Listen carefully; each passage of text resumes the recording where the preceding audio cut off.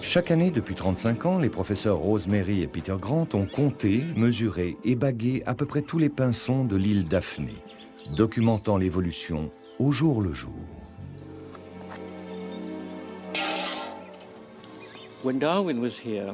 Quand Darwin est venu ici, avec le capitaine Fitzroy du Beagle et 2 assistants, ils ont rassemblé de nombreux spécimens de pinsons.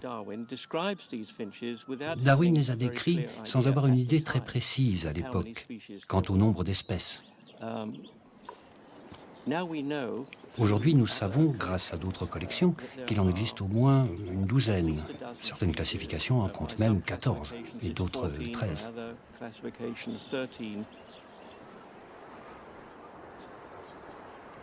Était-il réellement possible que chacune des îles ait produit une espèce individualisée, idéalement adaptée aux conditions de vie spécifiques de chacune d'elles? Si c'était le cas, comment fonctionnait le processus d'adaptation? Darwin comprendra ce phénomène longtemps après son retour en Angleterre, réalisant que de nouvelles espèces pouvaient évoluer sur des îles isolées, perçant ainsi le mystère de la variabilité des espèces.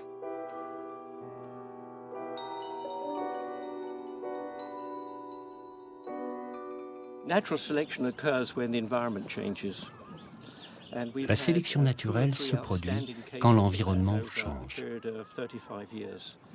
Nous avons connu 2 ou 3 magnifiques exemples depuis 35 ans. Le premier remonte à 1977 lors d'une importante sécheresse. La population de géospies à bec moyen a été réduite à moins de 200 oiseaux. Quand nous avons mesuré les survivants et les avons comparés à ceux qui n'avaient pas survécu, la différence était impressionnante. Les survivants avaient un bec plus gros et plus fort. C'était dû à l'approvisionnement en nourriture.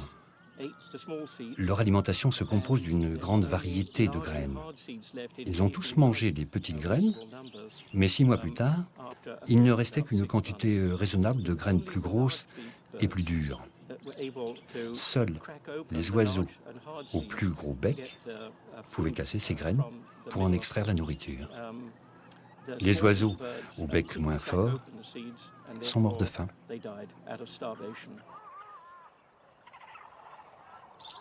Les mesures régulières des becs de pinsons sur l'île Daphné ont montré une variation au cours des 35 dernières années. Les oiseaux de nos jours ont des becs sensiblement plus petits que ceux de leurs congénères de 1973, année où les Grant ont commencé leurs mesures. La taille des becs montre que seuls les individus d'une génération donnée et munis d'un bec plus court ont survécu, étant mieux adaptés à un milieu différent.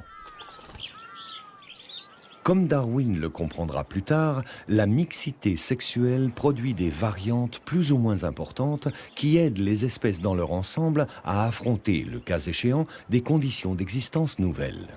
Quand par exemple le climat se modifie sensiblement, seuls les individus au sein de cette espèce, adaptés par chance aux nouvelles conditions, survivent. Ceux qui ne peuvent s'adapter meurent.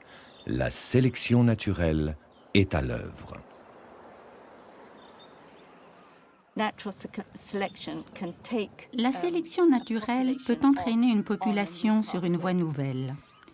Et le processus que l'on a observé chez les pinsons de Darwin n'est pas unique chez cette espèce.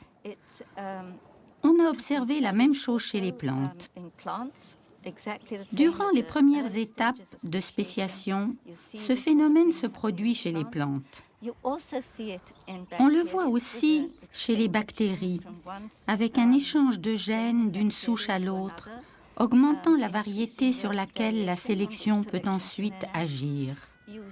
C'est aussi frappant chez les poissons, les reptiles et même chez les primates. Quelle est l'origine des espèces? Cette question restait fondamentale pour Darwin.